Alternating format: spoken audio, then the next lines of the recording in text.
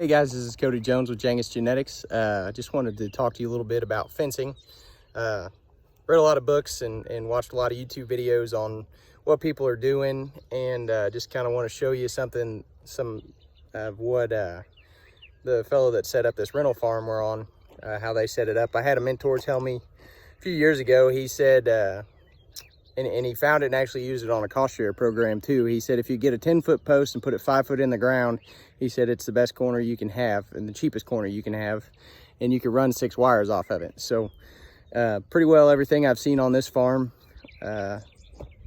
Some of the perimeter fencing, I imagine it's a little bit older. They've done some H braces and stuff like that, but a lot of it's just especially out on that one single high tensile wire running all the way around it. It's just one big post to make a corner, and they're pulling off of that, and it seems to be working pretty good. Some of these posts look like they've got some age to them, so I imagine they've been here for 10 years or better, and pulling one wire really doesn't take as much as you would think.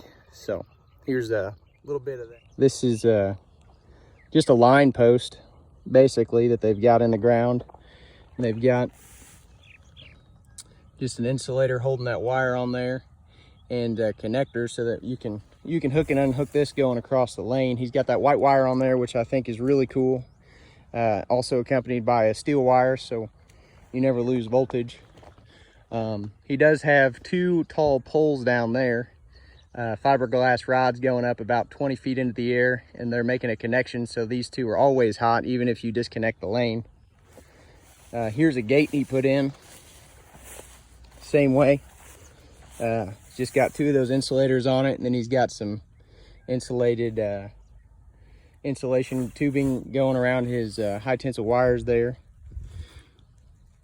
and he's got that steepled in so it doesn't fall down on his corner, but this one's just steepled in there so it doesn't slide up and down on that single high tensile wire.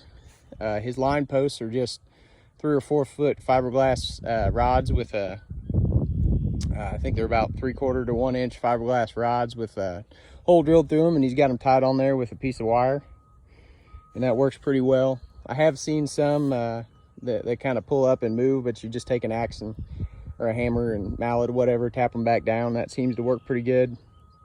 They're a little easier to pull up than I thought they would be. Then he's got all this stuff joined together back here with crimps and stuff, which I haven't ever used. I just tie mine off at home, but that's another reason I was really excited to rent this place is they've got everything broken up into 3 to 12 acre paddocks and water going to every paddock and stuff like that. So I'm learning a lot, and wanted to bring you guys along for a lot of this custom grazing on leased land stuff, just because as I learn it, it might help you guys to do it too. Once you know it, it's hard to go back and teach it, and I think that's a lot of the value that I'll be able to bring to YouTube. This is the other side of that corner. He's got a strainer on this side. And everything's pretty simple. You can find this on a lot of places, but it's, it's just never something that I've been around and actually seen a lot of farms do. So just wanted to share. Thanks, guys. Gate that opens on this farm, single wire gate. So it goes across and connects across the lane right into there, like we saw earlier. And then it stretches out, and I just hang them on this. He's got a fiberglass rod hanging about the right distance. You could also stick in a step in. He's done that in places. We'll go ahead and go down here, and I'll walk you down. I'll step these off. See, 2, 3, 4, 5, 6, 7, 8, 9, 10, 11, about every 12 paces, or so pretty close to, I heard 30 foot for sheep and 40 foot for cows. Here's another one of those. He's got tape on this one so it's a little bit more visible. Got a strainer on this end, and he's just using these for corners. He's running this whole wire off of just wooden posts, and fiberglass posts would be even better, if you could find them, or I don't know if timeless makes a good corner post or not, but you've got to try to save money when you're putting these things in for rotational grazing systems, it doesn't take a lot for cows, as long as you keep them hot and get them trained, have the right kind of cattle.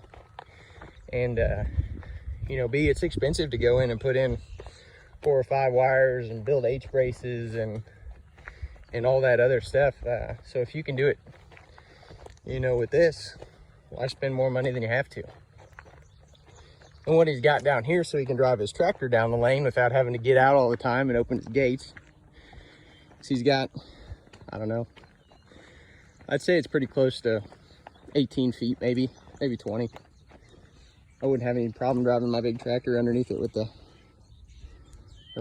any tractor that Dad's got on the farm underneath it, but he's just got it running up on these fiberglass rods. And let's see how they are attached. This will be good for me to know later when I go to do it too. Yep, so he's just got this simply drilled and tied to that big post.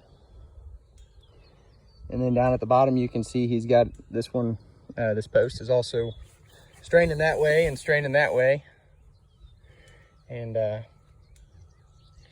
it's leaning a little bit. He doesn't have it too terribly tight, but you know, if you're worried about it, you could put a bar or something, brace it on the inside a little bit. I've seen he's got some of those on some of his corral gates and stuff. It's just one beam that goes down and kind of braces it, keep it from pulling. But I'd say that thing's probably been there for several years and it's not going anywhere anytime soon. This one's the same way.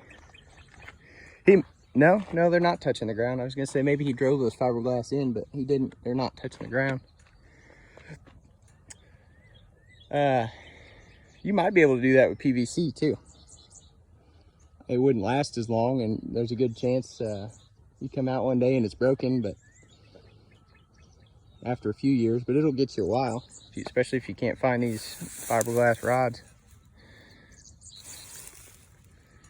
I don't think they're hollow either. Nope. So I know Greg Judy used to deal them.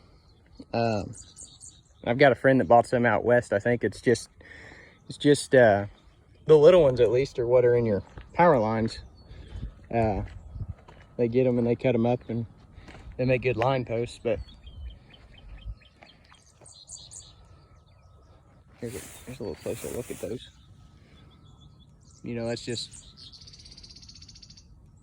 might be a little, it's about to my hip, so it might be around 5 foot.